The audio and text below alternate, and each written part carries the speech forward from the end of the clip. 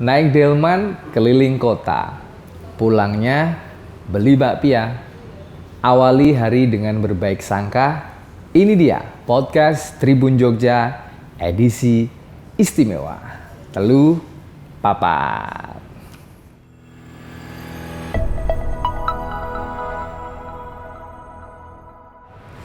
Bersama saya Yuda Kristiawan, di edisi istimewa kali ini saya berada di sebuah galeri di jantung kota Yogyakarta. Tepatnya Galeri Seni 52 Tribun Jogja. Nah, by the way, ngomong-ngomong, kantor Tribun Jogja kita sulap menjadi galeri seni ya.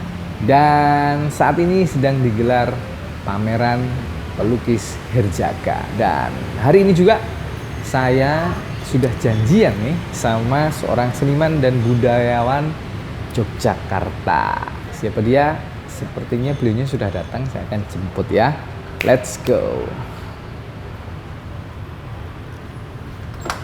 Monggo. Kulon. Aduh, sungkem dulu ah. Nah, monggo. Aduh, sini. Ya. Gimana tadi kehujanan enggak? Loh, ya enggak, saya nunggunya udah lama. Oh, udah di situ ya. Biar kayak podcast. Ngobrol, tapi saya delik ya. Matur suwun sudah meluangkan waktu. Ya. Dan selamat datang di, saya namain sendiri aja lah, ini Galeri Seni 52 Tribun Jogja. Oke. Kenapa 52? Karena kita ada di Jalan Sudirman 52. Ora. Nah, gitu. Dan rotok ngaduk gitu ya. Dan teman-teman, tapi jangan ngomong-ngomong sama yang nonton ya. Oh iya. Saya sudah datang ke sini pas pembukaan. Oh, suka. Udah datang. Seolah-olah gitu ya. Biar kayak podcast. Ya, okay. Nah, ini teman-teman kalau lihat wajahnya beliau pasti sudah tidak asing karena sudah warawiri di layar kaca, iklan, macam-macam lah. Terus pokoknya golek duit terus. Pokoknya di dunia pertunjukan ada namanya Susilo Nugroho atau lebih akrab dan lebih famous disapa Den Bagus Ngarso. Gitu ya. Ada yang mau dikoreksi? Enggak ada. Enggak ada ya? Pas ya berarti. Pas. Oke. Meskipun saya tidak rela tapi pas. Oke, nah ini sekaligus saya akan ngajak Den Bagus Ngarso untuk keliling menikmati lukisan. Oke. Salah satu pelukis aset Jogja namanya Pak Herjaka, tentu sudah saya yakin sudah kenal baik lah Ya, di kalangan bukan kenal seni, tapi teman lama. Oh, teman lama ternyata. Wah, nanti cocok banget ini ya. Nah, Den Bagus Ngarso atau Pak Susilo Nugroho. Nah, ini ngomong-ngomong soal seni ya, budaya di Jogja. Salah satunya kami pun kemudian terinspirasi gitu oleh teman-teman pelaku seni Jogja dan kami coba sulap ini jadi galeri. Dan alhamdulillah responnya luar biasa gitu karena jadi ajang untuk pertemuan, untuk menikmati seni dari teman-teman baik berbagai usia lah gitu. Nah, Dan Bagus Ngarso sebagai praktisi seni atau pelaku seni. Nah, ini Jogja ini kan istimewa. Sesuai dengan podcast kita istimewa. Seistimewa apa sih ini? Seni budayanya gitu. Sampai-sampai beliaunya ini nggak mau keluar dari Jogja. Gitu.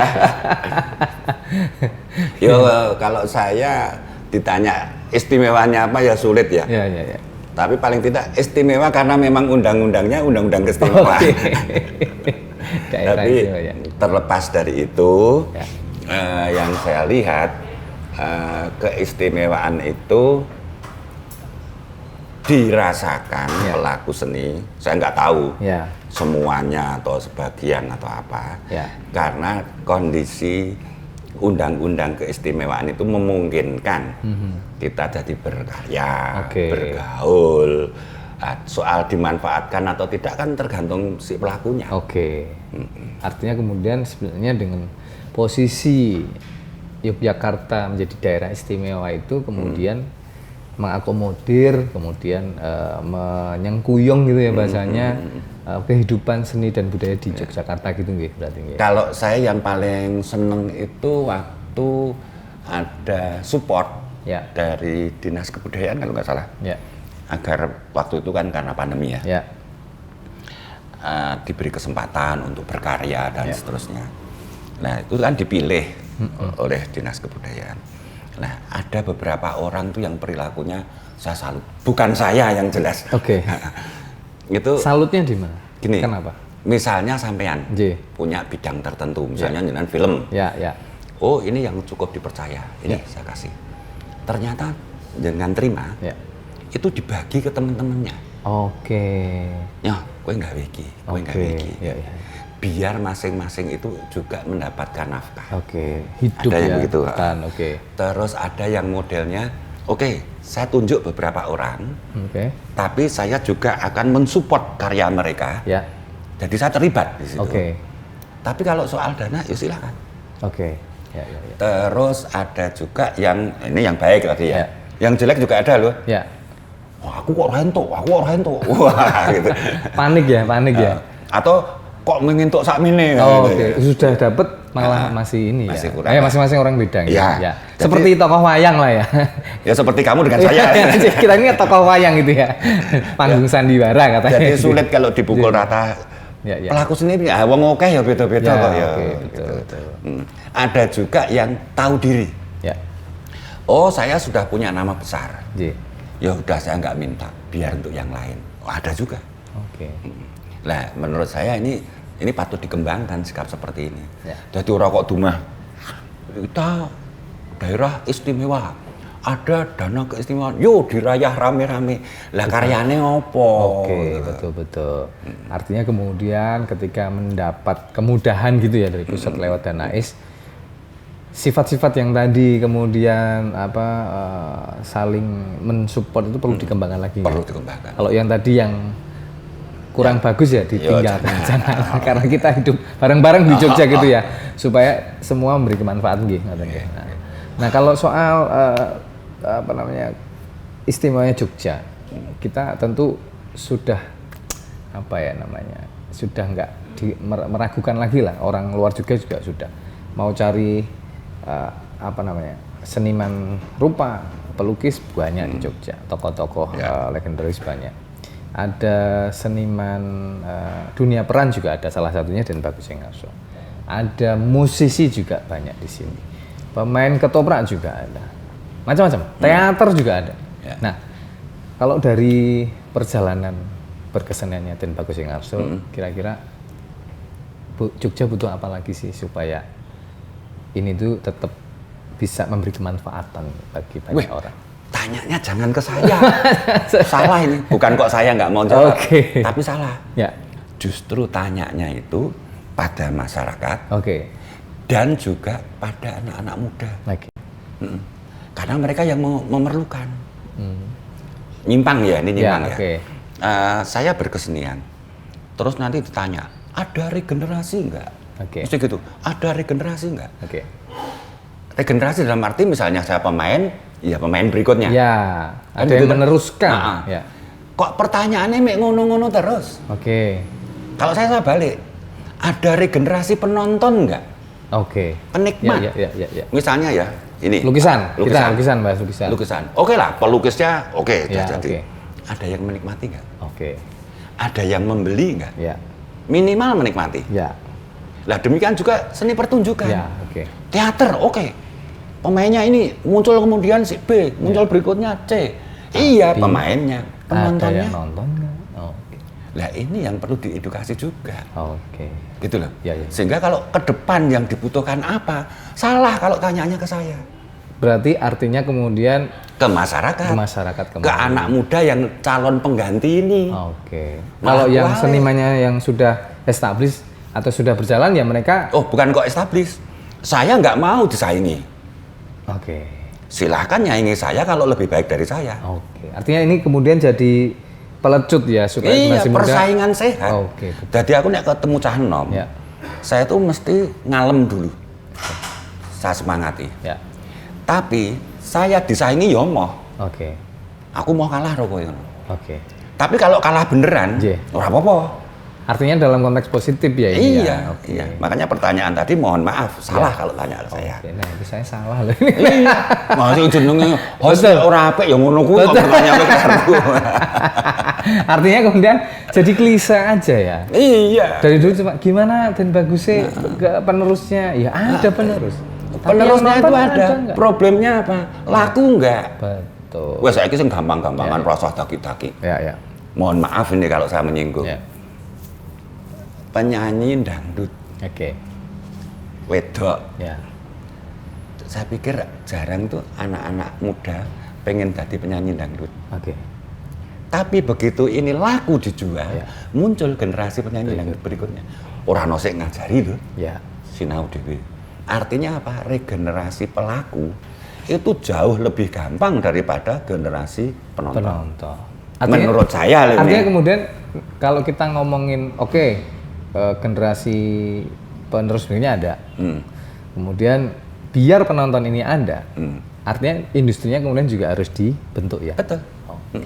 Jadi nek aku ngomong mengenai regenerasi penonton, sing neng panggung ya.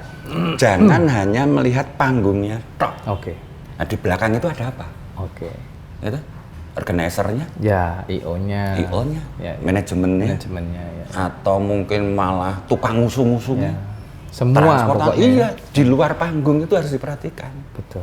Gitu loh. Karena ini menghidupi. Oh iya. Kira-kira begitu. Oke. Kita lanjutkan, kita sambil nanti nonton ke lukisan berikutnya. Obrolan kita. Kasih tahu ya. Oke. Ini sudah saya beli. Ternyata padahal wong tipis. Ternyata sudah dibeli. Kita ke sana ya. Yuk, monggo. Beli tanpa uang. Beli tanpa uang. Oke. Dan kita ke lukisan selanjutnya. Ini juga salah satu yang cukup menyita perhatian para pengunjung. Ini judulnya Rahim ya. Betul. Ya ini kalau judulnya Rahim, saya juga langsung punya bayangan ini. Nah, Den, kita lanjutin yang tadi. Ngobrol soal Jogja yang istimewa, isinya banyak seniman budaya, pelajar, dan tentu Den Bagus Singharso dipandang ya dalam perjalanan ini dipandang sebagai salah satu yang kemudian pemikirannya, karyanya itu menjadi penyemangat bagi teman-teman yang muda. Nah, kira-kira dari sekian banyak kesenian yang ada di Jogja yang bisa lebih ditonjolkan itu sebenarnya yang seperti apa sih, kalau lihat dinamika saat ini? Lepas dari jenis keseniannya ya. Sebenarnya menggali potensi kedaerahan Jogja itu nggak ada habis-habisnya. Sehingga dalam kategori corotah sekolah, muatan lokalnya Jogja itu kok digali itu rampung-rampung. Lah itu kalau diangkat sebenarnya sudah merupakan potensi tersendiri yang patut disajikan. Nah, soal potensi yang besar yang seperti apa dan seterusnya ya tergantung orangnya kalau itu. Nah, tapi tematik kedaerahan itu sendiri sudah unik. Sulit untuk mengatakan misalnya sing apik seni rupa, musik, teater itu sulit, karena tergantung person-personnya dan setiap saat kan itu berubah. Dinamis ya. Dinamis. Kita nggak, harapan saya sih, muncul terus gitu loh, muncul terus dan bersaing, tidak hanya muncul, tapi dalam arti kalau bersaing nanti harapannya akan semakin bagus lagi. Gitu. Artinya kan kemudian kita mungkin 5 tahun belakangan di Jogja ini kemudian jadi satu pilihan para sineas di Indonesia untuk produksi di Jogja. Ada kalau rumor beredar memang ongkos produksinya murah, lebih inilah ringan gitu karena di daerah. Terus kemudian yang paling penting adalah sumber daya manusianya yang kemudian semakin mumpuni. Kemudian mereka rame-rame produksi di Jogja. Kalau melihat fenomena ini gimana? Wah, menyenangkan kalau itu. Bahkan saya tambahin mengenai informasinya. Ada di satu wilayah di Jogja ini yang dianggap nyun sewu, desa. Justru anak-anak mudanya tuh dilatih untuk bikin film. Karena apa? Saat ini mungkin film dianggap membanggakan. Ya nggak apa-apa, pakai itu toh media. Mungkin di lain tempat, oh bukan, tapi musik, ya apa-apa. Gitu loh. Jadi jangan membatasi diri pada jenis keseniannya, tapi berkeseniannya. Jadi sing digarap tuh menungsane. Rasa eneng-enengan pada jenis keseniannya, tingkat daerah apa tingkat nasional. Terus ngelumpuk ke piala, itu boleh-boleh aja. Untuk penyemangat ya. Penyemangat. Neng nek mau ngelumpuk ke piala malah penak neng tukangan Mas. Iya, Jalan Mas Soeharto ya. Karek tuku diangkut pasang neng omah tulisi dhewe. Tulisannya apa? Bebas. Artinya kemudian jangan terjebak kepada apa sih kayak orang sekarang bilang ikut-ikutan gitu ya. Artinya latah. Misalnya nih di suatu daerah sukses filmnya, kemudian sini sebenarnya malah bagus musiknya gitu, tapi dipaksakan untuk film itu kan juga jangan terjadi ya. Masing-masing kita kan harus melihat diri kita sendiri dulu, potensinya di bidang apa. Siapa tahu justru yang tidak disukai itu menjadi potensi besar saya. Dan itu tidak terbatas di bidang kesenian. Ngerasani apa? Saya punya temen, dia banyak belajar di teater. Neng ora kondang loh Mas Wan. Mainnya ya lah, aku ngerti kok. Malah karo aku gitu. Menurut saya. Terus dia itu di wilayahnya itu terkena proyek pembuatan jalan besar. Nah di situ harga tanah naik. Ono wong adol tanah dhuwur banget. Laku. Tapi dia nggak punya program, mergo dituku wong wae. Dia ngasih tahu hati-hati loh, nanti duitmu habis loh. Nah orang ini terus nekat membeli tanah lagi dengan harga yang tinggi juga. Sehingga di wilayah itu saling membeli tanah. Nah dia mensosialisasikan idenya lewat kesenian teater tadi, sing elek tadi. Intinya dong hati-hati ora adol lemah waton. Dodolan lemah silahkan loh budekmu dhewe. Tapi punya program yang benar. Ternyata apa? Masyarakat tuh menerima. Teredukasi. Terliterasi. Habis itu dia tidak berkesenian lagi. Mergane apa? Surung bareng-bareng kon dadi lurah. Menarik ini ya. Menarik ini. Saya tidak alergi dengan jenis pekerjaan apapun. Betul. Dan itu saya dengar-dengar, saya nggak bisa membuktikan. Tanpa biaya sama sekali. Karena tadi ya. Malah didorong, ayo kamu yang mau. Ya dia mengeluarkan biaya, kumpul, rapat, untuk beli makan, paling gitu. Artinya mungkin Dan Bagusnya Ngarso ini pengen menyebut kesenian ini sebenarnya kalau sudah mendarah daging kemudian bentuknya itu bisa macam-macam. Kemanfaatannya macam-macam. Dan tidak semua orang kan pengen jadi pelaku seni. Betul, Istilah kami itu saya berkesenian ini ono sing kepengen jadi pelaku seni. Ono sing pengen istilahnya mampir dolan. Untuk menambah wawasan, nambah pergaulan. Ada juga yang untuk happy ya. Betul. Untuk dirinya sendiri gitu. Ora beda kita olahraga. Apa kabeh olahraga? Kabeh mau dadi atlet kok. Ya enggak lah. Betul. Karena ada yang happy, fenomenanya kan gitu ya. Wong aku ki misalnya bal-balan pengen seneng aja. Iya, enggak apa-apa. Jadi atlet. Aku pengen dadi supporter tok. Ning supporter sing apik lho. Tur urip. Artinya kemudian kita juga bisa cukup menjadi penikmat yang baik. Betul, penikmat yang baik, beradab, dan akhirnya memajukan di bidang itu. Syukur-syukur kalau senang, support finansialnya ada, ikut mensupport ya dengan misalnya mengkoleksi, dengan membikinkan acara dan sebagainya, banyak ya macamnya. Itu tidak mesti kesenian, olahraga kita support, kesenian kita support, mungkin adat istiadat. Nyupportnya juga tidak harus mesti dana loh Mas. Betul. Kayak tadi ya? Iya, kepedulian itu kan support. Karena merasa si seseorang tadi yang jenengan ceritakan itu berdaya di masyarakat, kemudian malah disupport. Dengan tanpa dia minta sebenarnya. Nah itu ciri khas guyupe wong Yojo. Kenal dengan tetangga, kenal dengan masyarakat sekelilingnya. Ojo nganti hilang nih. Setuju saya. Kita lanjut ke ruangan berikutnya. Nah ini karya-karya Pak Erjaka selanjutnya. Ini kok saya dengar jenengan juga ternyata salah satu penggemar bisa jadi kolektornya lukisannya Jaka. Jaka ini gimana ceritanya? Apa yang membuat istimewa? Ya, saya tuh cuma tertarik dengan tema-temanya. Saya nggak tahu lukisan kok. Ya. Cuma di rumah tuh sudah ada 6 lukisan kecil-kecil. Berarti ini nanti kalau diboyong jadi 7 ya? 7. Sekian itu berarti pitulungan ya? Semoga membawa itu ya? Semoga 8. Karena 8 itu tidak ada hentinya. Wah, itu dia. Waduh nek soal falsafah hidup sama sanepan nih. Saya karepe le omong. Ya seneng aja lah.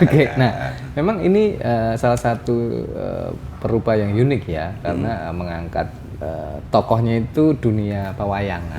Nah, kalau kita ngomongin dunia pewayangan, dunia pertunjukannya itu pasti ada wayang kulitnya.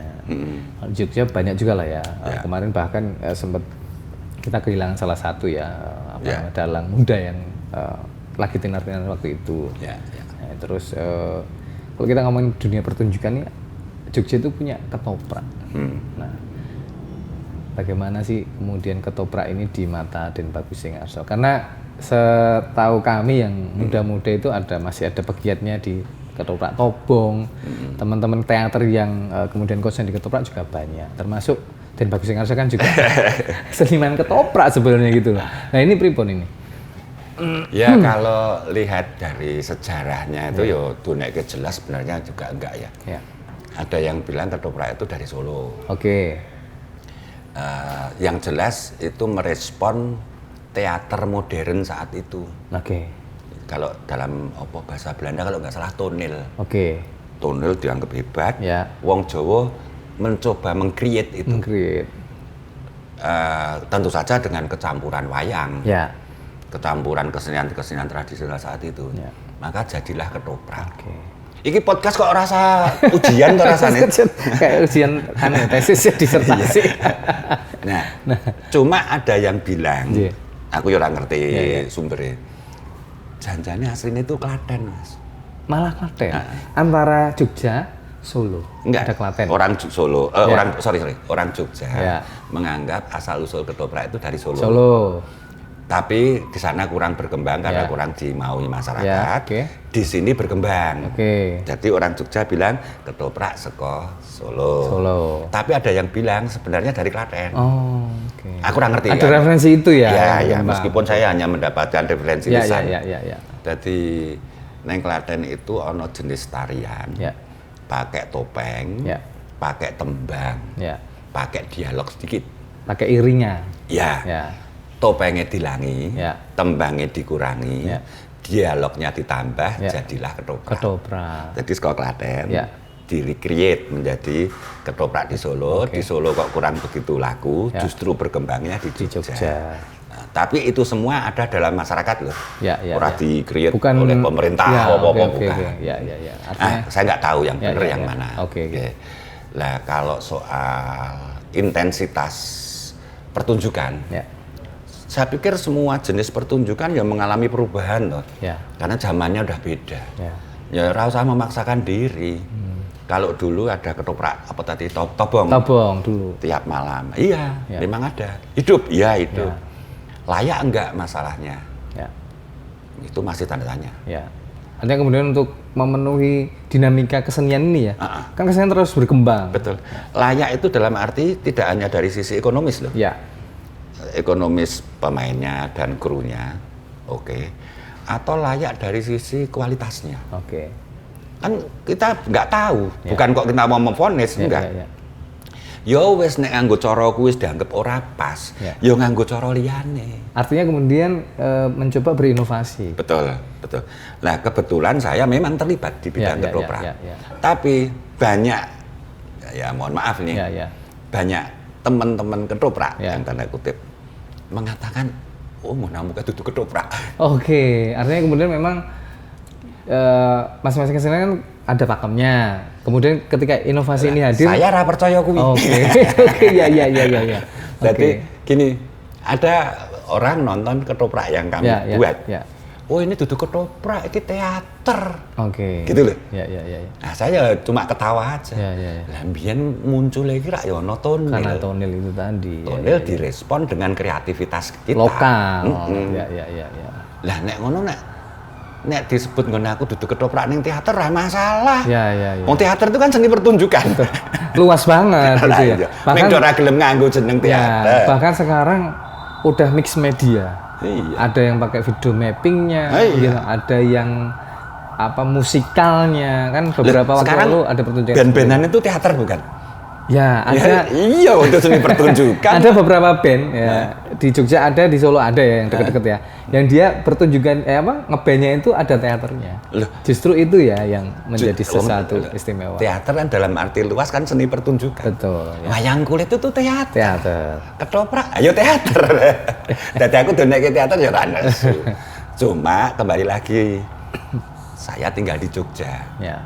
Yang kedua saya pengen regenerasi itu penonton. Ya. Nah sehingga waktu saya bikin ketoprak itu pendekatannya memang kayak teater modern. Ya. Saya bikin teks naskah itu full teks. Oke. Sak dialognya bareng nggak tulis. Ya. Ya nek sing wong kulino neng teater atau neng film ngerasa ya udah ya. Nanti itu. Kalau reading enak itu ya full teks soalnya ya. Pakai latihan beberapa kali. Ya. Lumayan banyak lah kalau untuk ukuran ketoprak. Satu naskah itu ya sekitar 15 kali. Oke. Lalu ceritanya, nah ini problem pengalaman ini. Ya. Teman-teman yang sudah terbiasa ngetoprak, nek dine cerita diowah-owahi, itu terus, oh iki mung cerita kae, yo diowahi nggon iki, disepelekke. Oh, artinya kemudian respeknya kurang. Ya. Makanya saya bikin yang sekiranya, aku bukan meneliti loh. Ya. Naskah-naskah atau cerita-cerita yang belum pernah diketoprake. Tak ketoprake. Nah, sing lawas terus sing anyar maca bareng. Ya. Akhirnya tenanan bareng sehingga hasilnya lebih maksimal. Artinya Den Bagus Singharso juga bersiasat nih kemudian supaya teman-teman yang tadinya punya respon begitu kemudian udah nggak bisa respon gitu. Iya. Ora iso sembelek. Iya. Contoh kecil aja. Ya. Saya pernah bikin naskah ketoprak judulnya Kota Baru Lunas Janjiku. Kota Baru Lunas Janji. Ini apa ini? Yang diangkat apa? Penyerbuan markas Jepang di Kota Baru. Oke. Ini museumnya kan ada di sini ya? Ada. Markasnya kok ndi? Oke. Ya. Markasnya cedak SMA Bob Kris. Iya, sini. Ada loh tulisannya itu. Tapi orang nggak ngeh ya? Nggak ngerti. Terus jalan-jalan di sini namanya aneh-aneh. Ya, betul. Di sini aja nama jalannya, di tempat lain kok nggak ada. Nggak ada. Ya. Jalan Sabirin. Betul. Faridan Muridan Noto. Ya. Macam-macam lah. Ya. Karena memang waktu itu korbannya ada banyak, sekitar 21. Dipakai nama jalan. Nah, ceritanya piye? Saya bikin. Oke. Berdasarkan tadi ya, memang ada. Loh, saya berdasarkan sejarah, betul. Ya, riset sih enggak sih. Ya kira-kira acuannya kan ya, ada. Tanya sana, ada tulisan wocor, semampu saya. Ya. Artinya kemudian direpresentasikan. Iya, akhirnya dibikin cerita. Ya. Lalu muncul sehingga penonton ketoprak pun, iki cerita apa tuh iki? Oke. Oh, kok ceritanya anyar, aku belum tahu. Artinya kemudian kalau kita ngomongin cerita ketoprak atau wayang itu kan mirip-mirip ya. Kalau yang lama-lama, kayak misalnya nih, kalau generasi saya itu babat apa gitu ya, biasanya gitu kan. Tapi ini jenengan hadirkan cerita yang saya sejarah. Sehingga penonton lama maupun penonton baru pun sama-sama melihat ini baru. Ya, tambah wawasan. Tapi kalau yang sudah terbiasa nonton ketoprak disuguhi cerita-cerita yang sudah ada. Ya. Ini belum jalan wis mbedek sih. Engko yo bar iki yo ngene. Itu ra iso. Iya. Kalau ini kan sejarah. Karena sejarah. Berarti itu ya sering membuat goleki. Oke. Termasuk misalnya sejarah pembuatan selokan Mataram. Ya, oke. Kok ora digarap? Saya garap dengan ketoprak. Ya. Karena menurut saya ini hebat sekali ini. Ini monumen besar sekali zaman perjuangan kemerdekaan. Itu siasat Ngarso dalam 9 waktu itu. Iya, tapi kan tidak pernah dibeberkan dalam pertunjukan. Betul. Gitu loh. Kebetulan dulu dan waktu saya awal-awal di sini juga dapat tugas 1 abad ya. Ngarso 9 itu mangkat ya berarti ya.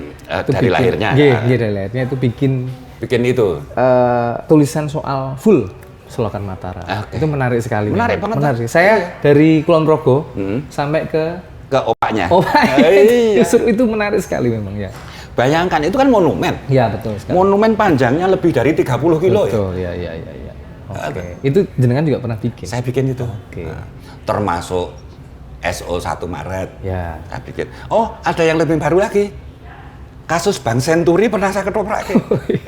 Iya. Ya karena ini kan edukasi ya. Loh, kan Bank Senturi itu kan kasus. Iya. Saya geser jadi pertunjukan. Iya. Dengan gaya-gaya yang ngetoprak tadi. Iya.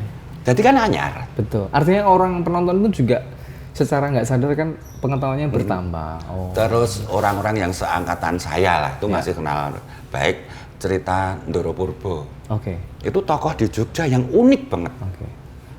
Tampilannya kaya wong edan. Ya. Masih keturunan raja. Ya. Tapi punya apa? Punya daya penglihatan ke depan yang tajam. Tajam ya, sensitif ya. Salah satunya ya. Kamu jalan atau mandek. Ya. Saya Ndoro Purbo nih. Ya. Dan saya kelilingi. Orang yang lihat, wait, kok dikelilingi? Arep mati ya mesti.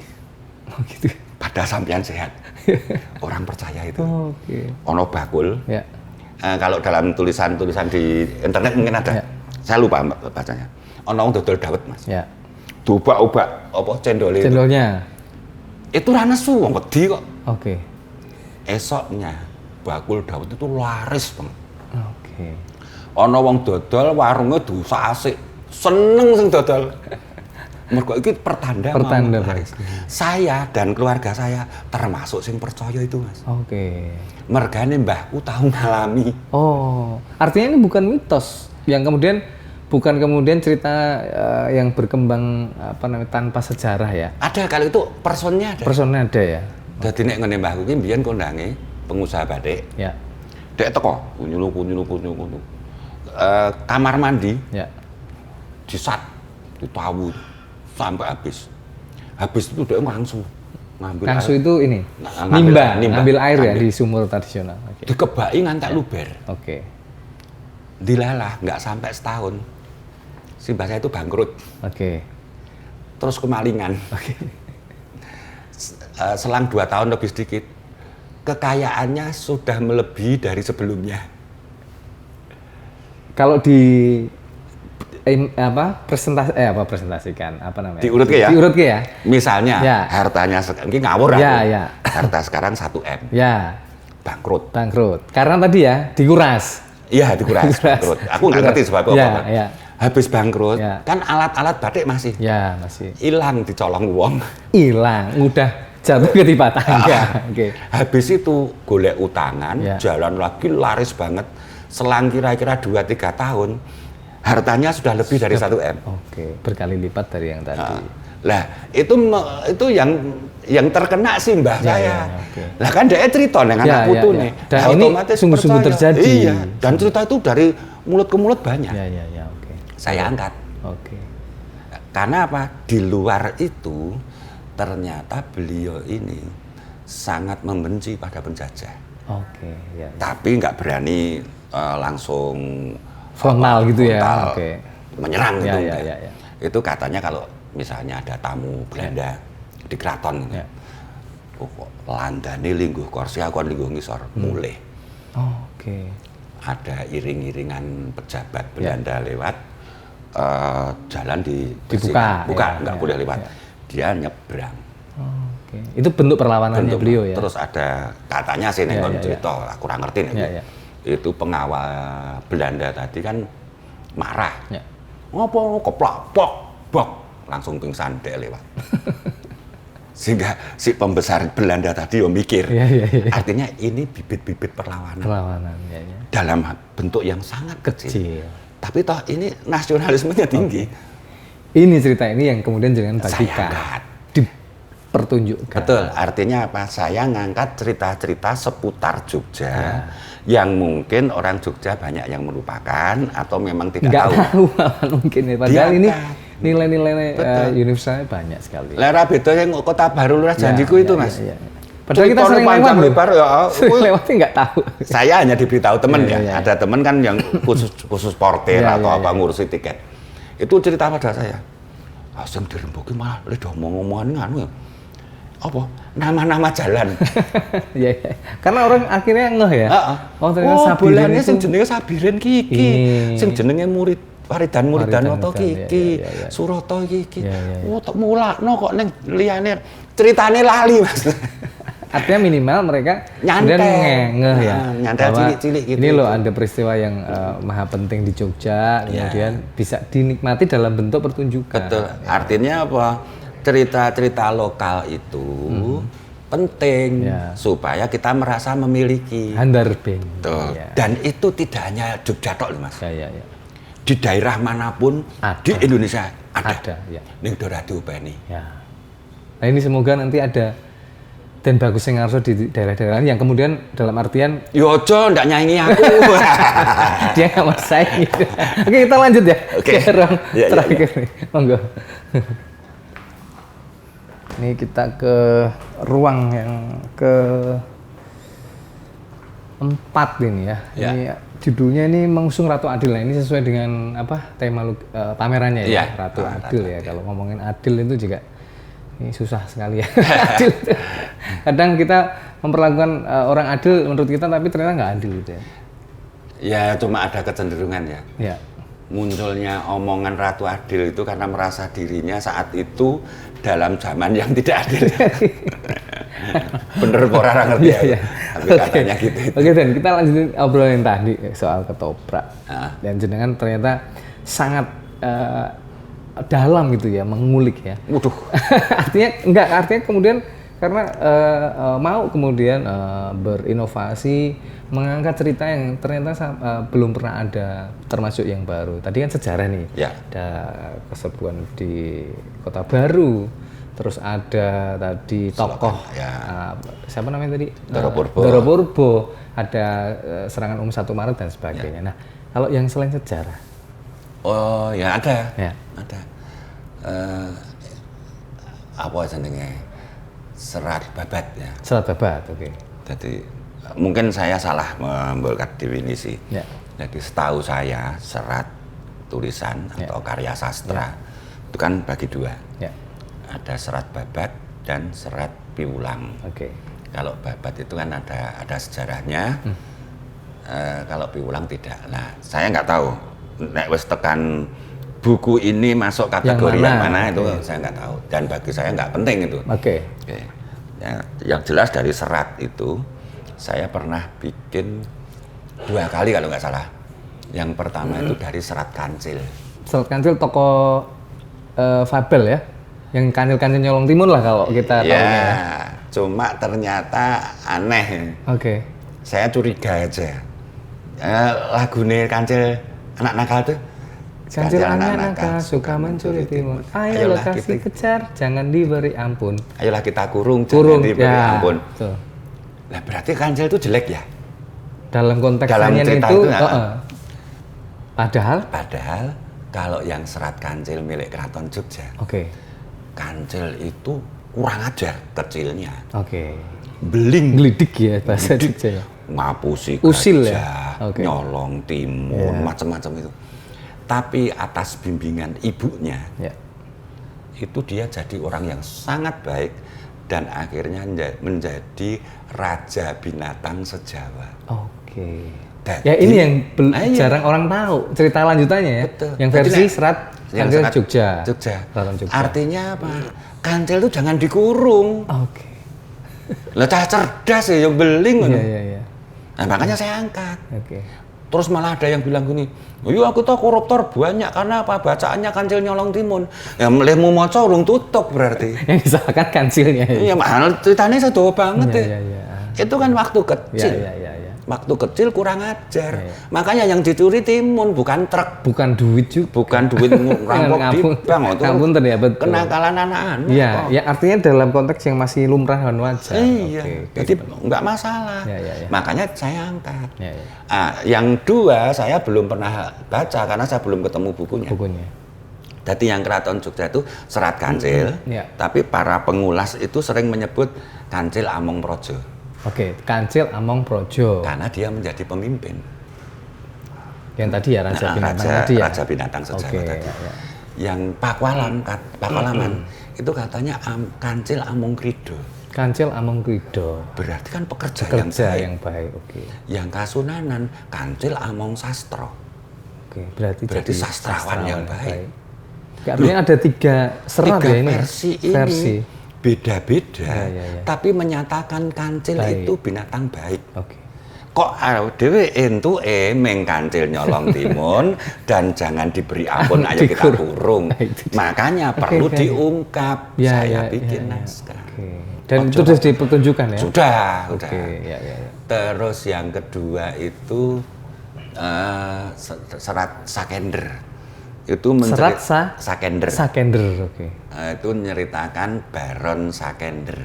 Oke. Nek wong-wong ketoprak sing mengenal tuh Baron Skeber. Oke. Jadi, saya sejarahkan dulu ya. Ya. Biar teman-teman yang muda-muda tahu. Iku meng cerita kayak novel. Iya. Ana wong sugih banget. Ya. Di bojo ra ndek anak. Oke. Wah, itu bojone disingkirke, enggak dicerai loh. Iya. Itu di Spanyol gitu. Oke. Maka dia punya istri lagi. Oke. Tetap ranti anak. Oke. Punya istri lagi, ranti anak terus. Iya. Sampai punya tambahan 8 istri. Oke. Enggak punya anak. Ya. Terus ke dukun. Oke. Sama dukunnya itu dikasih mangga. Nyotakne pelem. Bojomu kon mangan sithik-sithik. Semua istri. Oke. Bakale kowe duwe anak lanang 12. Oke, dari semua istri itu ya. Oke. Waduh, seneng banget, sugih banget ranti anak kok. Wah, nang dalan cerita-cerita. Sehingga istri pertama yang dibuang ini juga mendengar. Oke. Betul, kabeh istri kedua sampai ke 9 jadinya. Ya. Itu makan pelem kabeh, iki ra dinehi. Yang pertama malah. Karena dia dibuang. Oke. Kongkonan pembantune. Ya. Jaluk. Ya. Ternyata mangganya udah habis. Oke. Neng apa kayak bijinya? Pelok. Bijinya ya, pelok ya kalau. Pelok itu dibuang neng bak sampah. Oke. Gawa mulih. Oke. Gluanane mung karek iki. Cuci, kelamuti. Oke. Selesai dibuang. Ya. Sama pembantunya, ternyata pembantunya itu janda tidak punya anak. Oke. Pelok dicupo. Cuci lagi, dimakan lagi. Dipangan malahan. Oh, dipangan.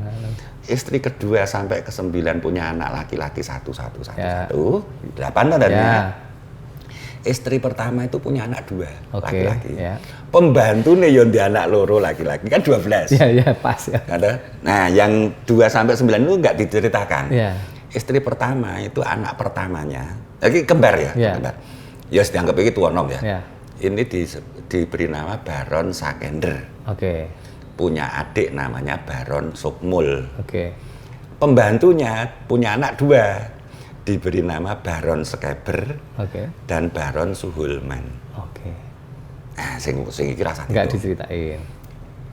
Perjalanan waktu, Spanyol geger, Baron Sakender ini berjasa, akhirnya dipek mantu raja dan dia yang menjadi raja. Oke. Terus Spanyol dibagi menjadi 10. Pemerintahan provinsi lah. Ya. Sedulure mau kan 11. Ya. Yang 10 itu ada gubernur kabeh tanane. Kan kurang siji. Ya. Nah, Baron Sukmul itu disuruh jadi raja. Nyoh dadi raja Spanyol. Lah kowe? Ya.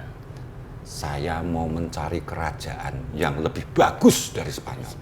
Yang lebih luas, lebih subur, lebih ini. Naiklah kuda terbang keliling dunia. Ngerti-ngerti tiba. Wow, istrinya mati, kudanya mati. Dia kehilangan ingatan, tapi sehat. Ternyata ditolong oleh Panembahan Senopati. Oke. Terus akhirnya didadekke tukang sapu taman. Oke. Tapi dia bahagia. Mergo dhek lali biyen-biyen iki siapa? Karena jatuh tadi lupa. Ya. Nah, saya merasakan, iki apik lho. Kenapa kok sih dilakokke Baron Skeber? Oke. Ning nggon cerita-cerita ketoprak itu.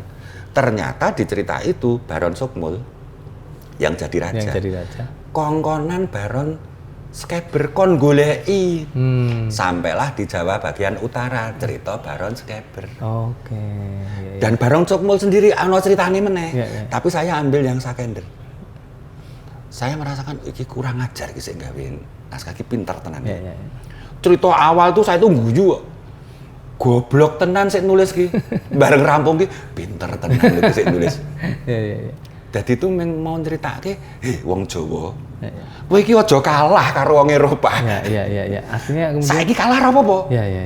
Kan waktu itu kita dijajah, ya. Dijajah apa? Kita bertahan. Suatu saat kita menang. Oke. Itu pelajaran moralnya itu. Iya, makanya saya tulis. Oke. Nah, ini nih yang kemudian ternyata dunia pertunjukan itu sangat luas ya untuk kemudian mengangkat cerita-cerita yang bisa mengedukasi masyarakat. Artinya ya, entah itu orang aku juga, kowe ya. Entah itu kemudian konteksnya tidak sedalam itu, tapi yang penting kan ini sudah berusaha. Ya, ini coba diangkat. Soal sampai atau tidak. Tergantung kita sebagai penyampai apik elek atau sing nonton penerima sebagai pendengar. Ini sono upaya. Oke. Itu kalau saya. Poinnya di situ ya. Iya. Oke. Nah, kalau lihat perjalanan karir jenengan di dunia seni pertunjukan ya, wah semua udah dilalap habis lah sampai belum. Sampai media terkini ya dalam bentuk sinema kan udah pernah semua ya. Nah ini Den Bagus Sungarso sebagai sesepuh lah, salah satu sesepuh. Nggak mau disebut sesepuh. Saya sebagai anak muda. Sesemuda.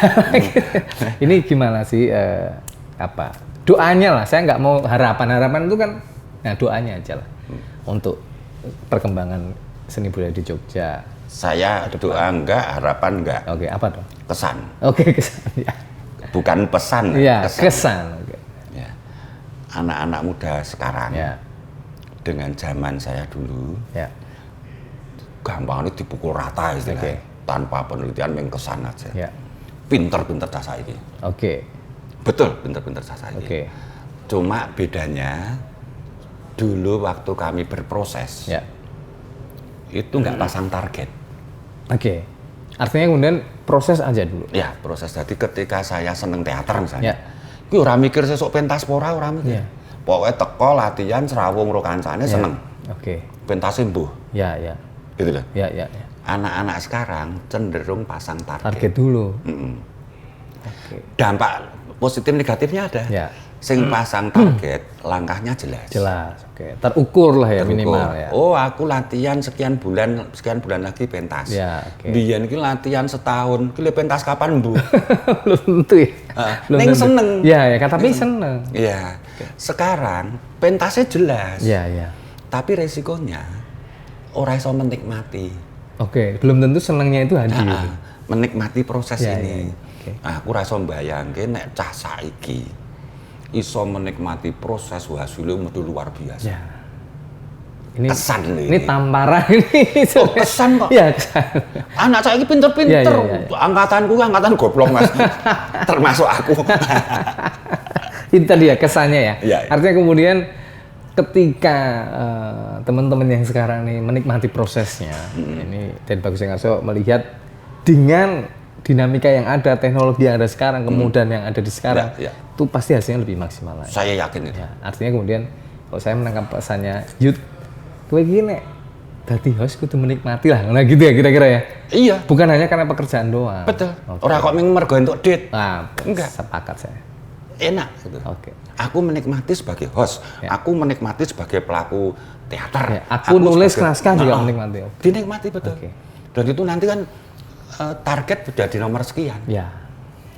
Tetap nganggo target boleh. Ning bukan itu. Itu kan memudahkan saja. Time schedule itu ya. Nah, sebelum kita pamit saya akan ambil salah satu tokoh nih. Ini kayaknya saya kenal nih. Ini saya pegang aja. Ini monggo. Kalau ini juga saya kenal nih. Siapa? Ini kalau nggak salah ini representasi dari karakter Pak Gus. Oh bukan. Siapa itu? Ini Mas Ronto. Oh Mas Ronto, kok mirip ya? Oh ini. Nah ini Den Bagus Sungarso. Nah ini kan Nyon Sewu, kemudian karakter-karakter yang tadinya mungkin ya, mungkin dianggap dulu keluar dari pakem, tapi nyatanya sekarang dengan model-model begini orang jadi lebih tertarik ya. Artinya kemudian jadi lebih luas gitu loh, menyampaikan pesan ceritanya ya. Kalau dulu kan mungkin wayang, ini kan kalau kita ini wayang ya, yang kulit kan ceritanya babat, kemudian improvisasinya Mahabharata. Ya, kalau wayang kan tidak mesti itu Mas. Iya. Wayang kampung sebelah itu, wayang kancil, ada tuh. Wayang Purwo dan sebagainya. Iya, wayang Purwo jelas. Nah ini kan dulu kan mencoba piye nek penyuluhan melalui wayang. Tapi ternyata nek domong dewe-dewe dalange ngobahke itu sulit. Nah, kemarin kan waktu pembukaan pameran ini dicoba. Sik kon ngomong dalange kabeh ora padha karo karaktere mbiyen apa-apa. Sejauh dia mampu. Nah, apik pelek saya nggak berani nilai nanti masuk aku tadi ora objektif kok ya. Tapi yang penting usaha tadi menggunakan inovasi supaya apa sih selaras lah dengan dinamika saat ini. Oke, matur suwun banget ini teh Bagus Engarso atau Mas Susilo Nugroho ya atas waktunya, kesempatannya. Semoga sehat selalu dan masih semangat untuk menyusun cerita-cerita. Dan saya doakan kamu juga semangat untuk mulai berani ngoleksi lukisan-lukisan ini ngeracuni dan saya yang kecil-kecil aja dulu ya. Ya saya tahu kemampuan keuangan. Tolong diwangi. Atur suwun nggih. Sehat selalu, salam buat teman-teman seniman yang lain. Ya. Begitu Tribuners, obrolan seru bareng Den Bagus Engarso di Galeri Seni 52 Tribun Jogja. Dan jangan lupa nanti lukisan-lukisan ini masih bisa dinikmati sampai tanggal 16 Oktober atau hari Minggu nanti terakhir ya. Monggo. Ini lukisan karya Pak Herjaka. Dan kalau mau ngobrol lebih lanjut tentang lukisan ini juga bisa nanti ketemu Pak Herjaka langsung di sini atau ngobrol sama Den Bagus Engarso karena beliau udah ngoleksi ini ke-7. Pengennya ke-8 nanti kalau ke-8. Tapi prinsip saya time is money. Wah, time is money. Artinya ngobrol dengan saya ada harganya. Wah, itu tadi. Betul. Iya gitu. Oke. Sombong banget ya. Oke, seperti itu.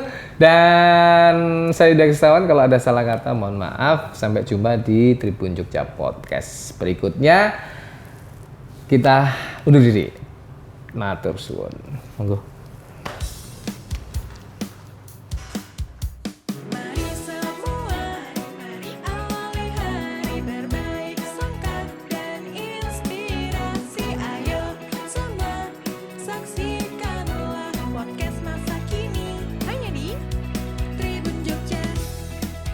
Hari ini dengan berbaik sangka, ini dia podcast Tribun Jogja.